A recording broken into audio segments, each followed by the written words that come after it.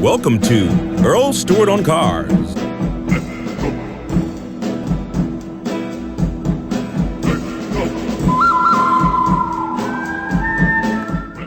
Good afternoon, Anthony. Good afternoon, sir, and thank you for taking my call. Well, I've been doing a little bit of research online. I've been to a Chevy store.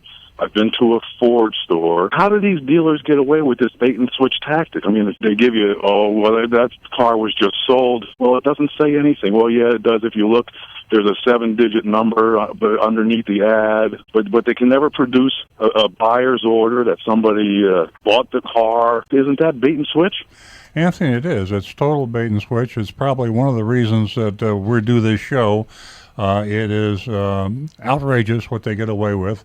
There are a lot of reasons why this happens. I could talk about the very, very powerful lobbyists and the state legislatures. When you add the muscle of the manufacturers to the car dealers, about the only lobby that can hold a candle to the auto industry is the insurance industry. Another part of it is it's been going on so long, Anthony, the bait and switch and all the other unfair and deceptive sales practices, that people have gotten used to it. It's just the way a car is bought.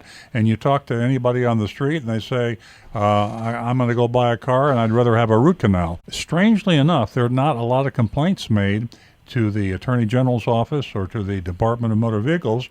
People take it as SOP. You give me an opportunity now to give out a website that I put on personally so that you can obtain and download complaint forms. And that website is www.floridacardealercomplaints, that's plural, COMPLAINTS, floridacardealercomplaints.com. You go to that website and you can download a complaint form for the Florida Attorney General. That's Pam Bondi. You can also download a complaint form for the Florida Department of Motor Vehicles and also for the Florida Office of Consumer Affairs. Those are 3 state agencies that you can file a complaint. Fill out a complaint form on those dealers and just tell them exactly what happened. Say, they advertised a Chevrolet model for this price. I went in and they wouldn't sell me the car. Once you give information, the Attorney General will file a complaint with these dealers that are doing that.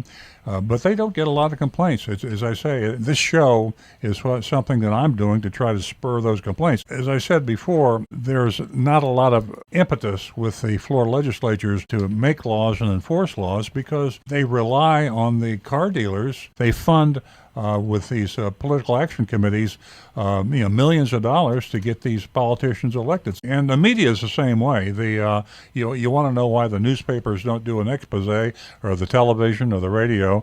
They rely very heavily on advertising. And the local car dealers in any community are either the largest advertiser or one of the largest advertisers. So you're not going to have WPTV, Channel 5 television, or any of the local stations do an expose on car dealers, because if they lose that revenue from their advertising, they could put them out of business. The newspapers are hanging by a thread these days, and you'll never see the Palm Beach Post or the Sun Sentinel run a negative ad on a car dealer, because if they did, it would literally bankrupt them.